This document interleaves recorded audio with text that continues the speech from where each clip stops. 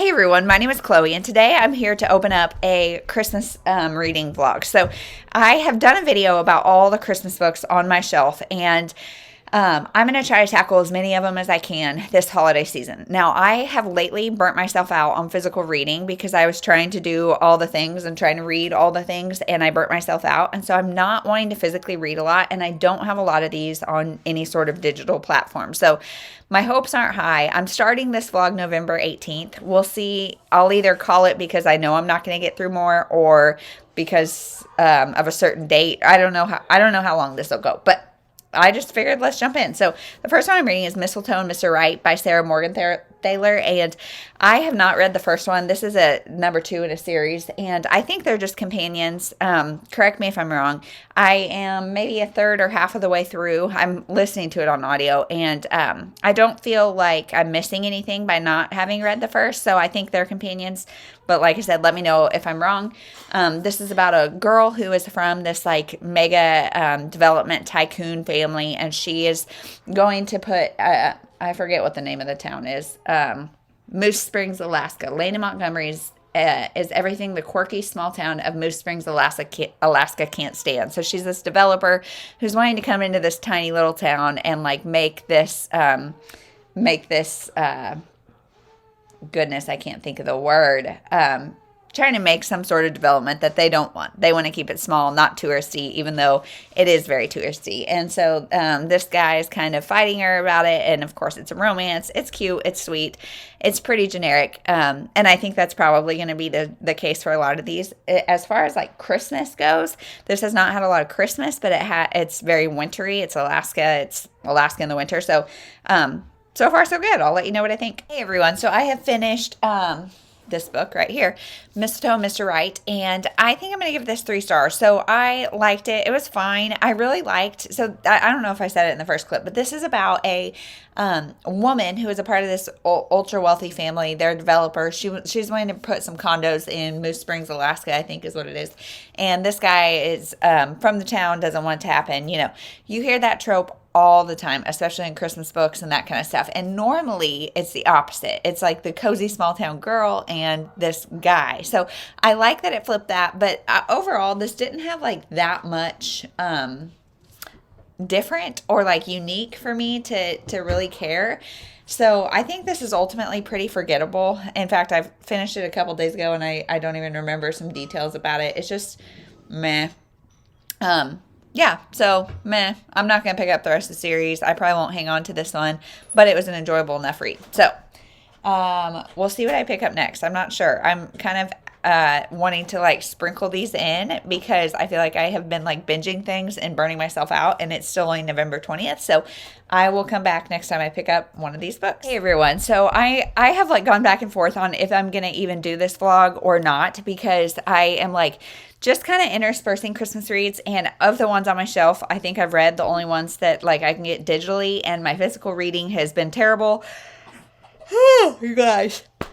So, as you can see, life's a little crazy, a little exhausting. It's a little bit of a lot, but I'm going to continue this because I've been reading some things that I really want to talk about. So I read Mistletoe on Main Street by Olivia Miles, and I was surprised by how much I like this. It's this great new series, and it's a Briar Creek novel. So I would definitely continue in this. I gave this 4 stars, and you guys know I'm not really in the romance mood lately, and yet this was really good. So this is about a woman who left her small town.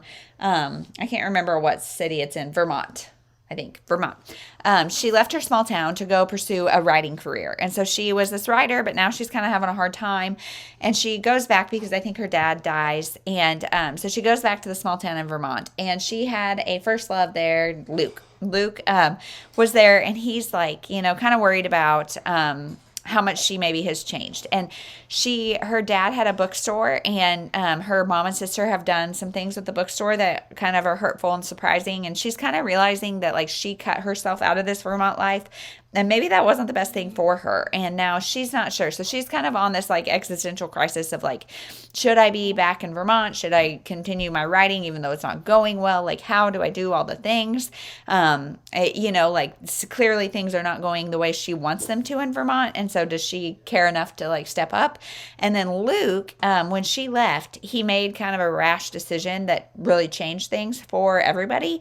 And so now he's wondering, can I recover from that decision? Do I want to recover from that position? Like what's going on? So I really liked this. I gave it 4 stars. I really enjoyed it. Then I read No Ordinary Christmas by Belle Calhoun. So this one is a Mistletoe Made novel. I think this is also the first in the series. And I gave this one 3 stars. It is not my favorite by any means. It's about a girl who lives in Mistletoe, Maine. Okay. And her first love comes back. His name is Dante. No.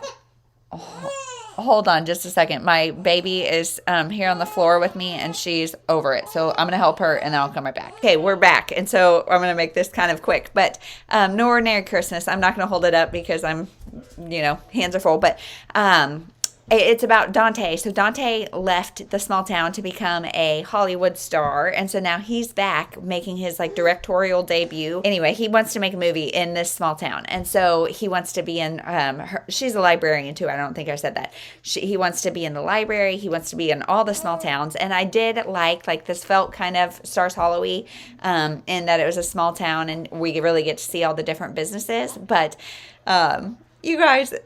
Can you just bear with me in this chaos? Do you see the swing flying like crazy? That's my 2-year-old. My 4-year-old's over here. Baby's right here. It's mass chaos, but that's what vlogs are for, right? Right? Anyway, so I liked it. He broke her heart big time when he left and did her kind of dirty. So now they are trying to decide, or she's trying to decide what place he has in her life. And I liked it. It was fine. I'm very I think it's very forgettable. I won't remember it for very long, but I will definitely read the rest of the series. So, that's my thoughts on that. I will let you know when I read something else. Now I'm going to go, this swing is full of my Christmas books right now because I want to film all the Christmas books on my shelf. And so I'm going to go try to rescue those before they get dumped because now we are in an all-out brawl about who gets to hold the swing. Wish me luck, guys. Okay, so unintentional update to this vlog. My daughter, so I think I've talked about this before on this channel. And so, because one time my daughter, she was, 2, maybe 2, almost 3. My oldest daughter, she was verbal very, very, very early. And she was just full sentences, whatever. So I think she was 2. But I could be wrong. But she was like, Mom, I asked her what she wanted for a snack, and she said she wanted Grinch fingers. And she was going on and on and on about wanting Grinch fingers. And I had no idea what she was talking about. No idea what she was talking about. So she, runs to the bookshelf that the book was in at the time, which is in our old house. So she was probably, 2 at the oldest. And she went and got the book, and she put this book up. And she said she wanted Grinch fingers, and she was talking about, the Harvest Snaps pea crisps or whatever, I don't know, and she loves them and she wanted those. Also, since she was 2, she has loved the story of the Grinch. She just loves it. And our hometown has this little festival on the day after Thanksgiving where it's a big tree lighting and the Grinch is there, and so she was terrified of him, but it sparked a curiosity, and so she has been obsessed with the Grinch. So we have read this book every year together, and this year we are reading it again. So this is exactly a screenplay of the movie The Grinch, the Jim Carrey version. So it's exactly what they say in the movie and all that. And I loved this the first couple times. I really I like that version of The Grinch. But this time it's kind of weird. Reading it aloud this time feels kind of weird. And there's kinds that are kind of stunted. So I'm not liking it as much. Maybe a 3 or 4 star. And it's also interesting. I really wish there were pictures throughout. There's a chunk of pictures from the movie in the middle that are pages of just pictures. And the rest is all just text. And I wish it was more interspersed. The pictures went with where you were in the text. But if you love that movie and are looking for an adaptation for like a kid or something who has seen the movie, maybe a reluctant reader who, it's definitely like older middle grade if you're going to read it. It's not like a simple to read book. But it, like I said, it's very closely aligned to the movie. And so if they've seen the movie and then you want them to kind of read the book, that might spur them on. So, yeah, that's an update for now. I'll let you know if I have any crazy thoughts about it. And the reason I'm not holding it up is because the girls have been battling on whose room the Grinch is in. So I'm just not even going to get involved. I'll just put a picture up. I'm not even going to get involved. So, yeah, that's it. Okay, everyone, just a quick update to confirm that I did not enjoy the Grinch as much upon this year's reread as before. I don't know why. Just some of the language felt clunky, and it's so word for word the movie that it just was kind of redundant. So maybe pick up a different version or a retelling if there is any. I don't know. That would be interesting to know. Is there any Grinch retellings? I don't know. I mean, a Grumpy Sunshine, I guess, of any sort at Christmas maybe. But that is it.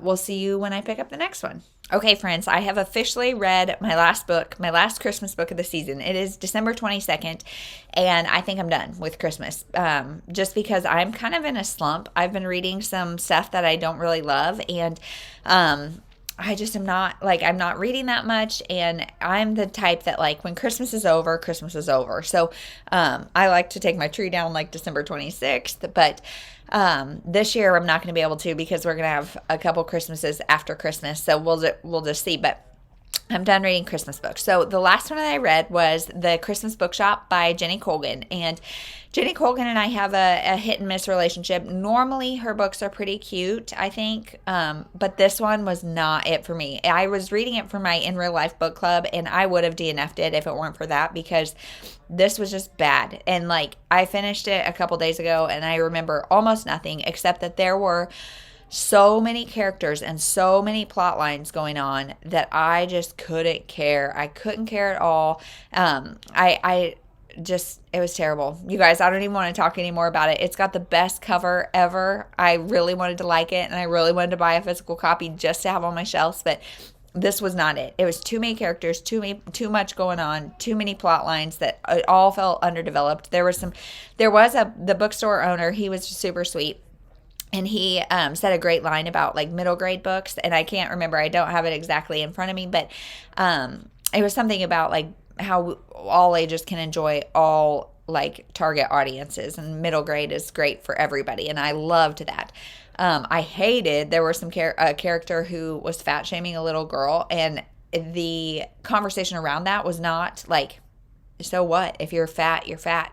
Like, you're still this, that, and the other. It was like, oh, no, you're not fat. You're not fat. And that is a pet peeve of mine, just because there are far worse things you could be than fat, you guys. Like that, assuring somebody they're not fat. Like, we all have fat. You are not defined by your weight. You have fat. I have fat.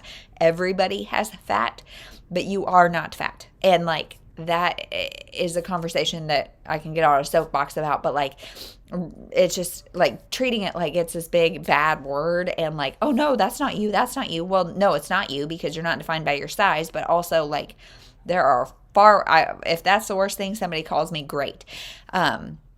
So I don't know. I didn't like a lot of the characters, and there was too much going on. I just couldn't get into it. There is like some sister relationships discussed and explored a little bit, but I was so distracted by like all the other stuff, and it would change point of views like mid-paragraph. It was just not good, you guys. Great cover, terrible book. Don't pick it up.